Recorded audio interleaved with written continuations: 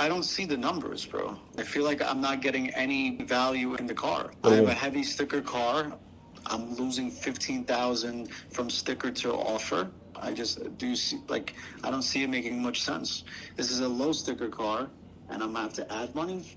Dude, it's a 24. No, I know that, but the car is worth 200K, 100%, no question. According to who? Just market. I mean, the market is there. If you just look at transactions. Sure, retail, but not wholesale. No, wholesale. Just look at transactions. A gray one just sold for 200,000 with 4,800 miles. 5,800 mile blue one sold for 205. 215 on a yellow. Like, there's transactions closer to 200 all day long. That's not what I'm seeing. If you want to work out something where I'm giving you my car for the same number as this car, maybe, and then you give me a one-for-one trade technically when the new one comes in, that's something I would consider. But to add money and then have a low sticker car also, I don't know. I just want to I want it to not hurt either of us. You know, I mean, I wanted the right deal for both of us. I don't want to hurt you in any way. It's just too much for yours. I understand what you're saying, but from our perspective, the market has changed now that the 25s are out. I mean, it's obviously these are still holding their values extremely well, but everybody wants the new tech. The second that they can have keyless go and touchscreen and all that, they're immediately annoyed with the 2024s. No, I understand. I'm with you on that 100%, but I'm being paid on my car very similar to a low sticker. So, like, I think my car is worth at least this sticker.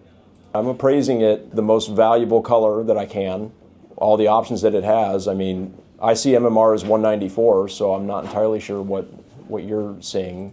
But that's 194. That's a generic MMR. That doesn't have any additional, like, there's a build option that I'm not getting for. Like, there's a 194 sticker could be for any sticker, 192, 193, 197. My sticker's 205. So you're saying that if you don't get MSRP for your car, that you don't think it's a good deal? No. Listen, what I wanted is what I wanted. It doesn't matter what I wanted. It's irrelevant. You know, the market is the market, like you said.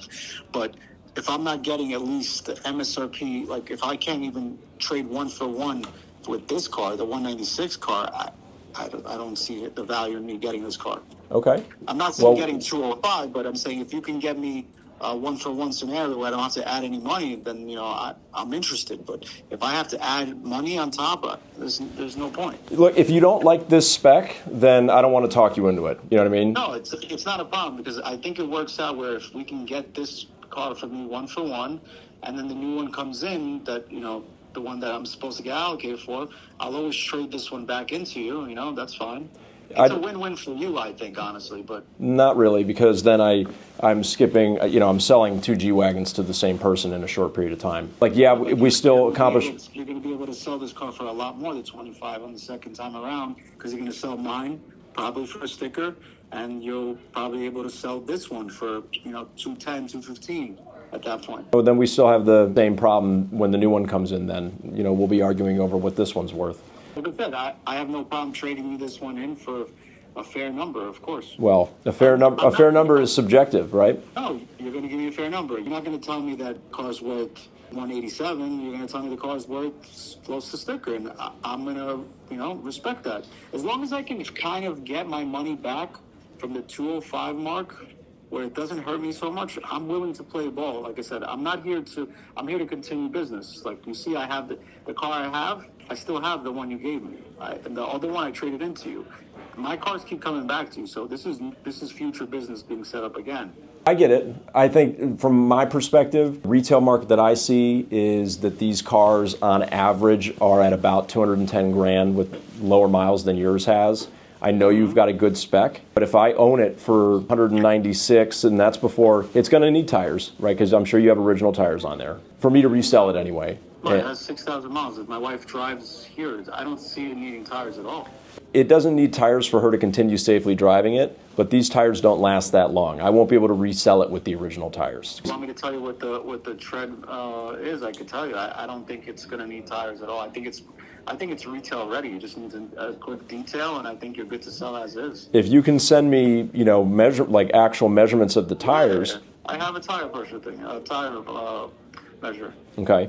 Standard that we get held to as a Mercedes-Benz dealership is very different than the standard that a third-party I get it. used car dealer gets. I just want you to understand on my side what I'm thinking, how it makes sense for you as well. If I'm trading you in my car, you're going to be able to sell my 24 G-Wagon.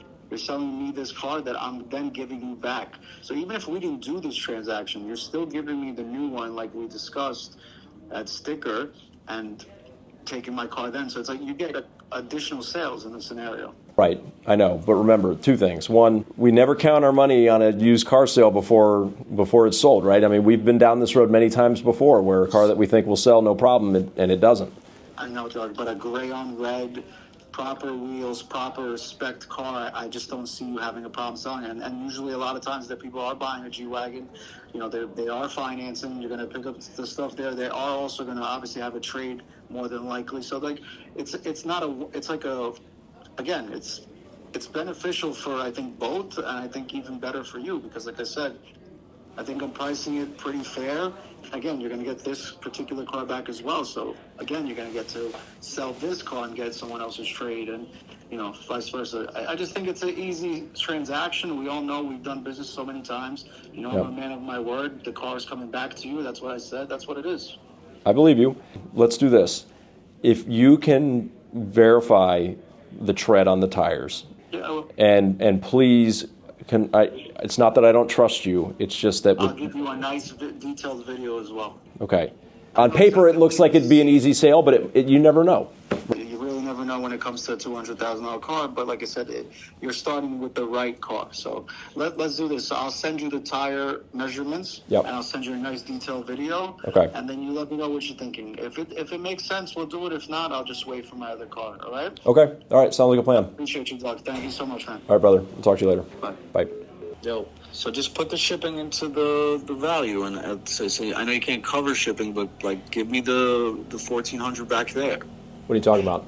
Like put it into the trade price. It's the same thing. Then I'm just increasing the trade number. You said you can't cover shipping for whatever reasoning. Yeah, I understand that. I'm saying like let me win somewhere here. I came in here. I sent you a nice, beautiful video. You did put win. A tire pressure.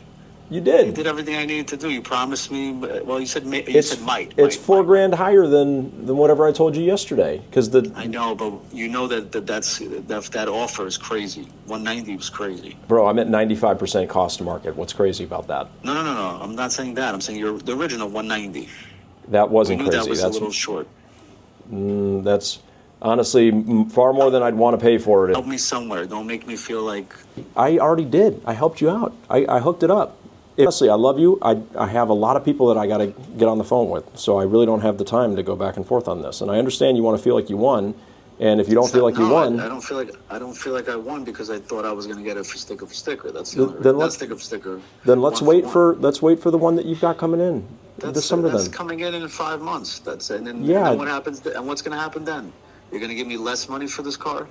I don't know. Probably. I'm assuming that's what'll happen to the market. Okay. What's going to happen when it's time to trade in my 25? You're gonna tell me you want to do sticker for sticker, or you're going to give me the market value? Whatever the market value is, dude. I use AccuTrade. Whatever the market value is, that's what I'm going to give you. Okay. So when the 25 is worth 207, you're going to pay me 207 for it? If that's what it's worth. Okay. So let's do the deal. All right. All right. I appreciate it. Can you send me your updated driver's license, all that, and insurance ID card, all that fun stuff? Yep. I get you everything now. All right, thanks, so much, buddy. All right, bye. Bye.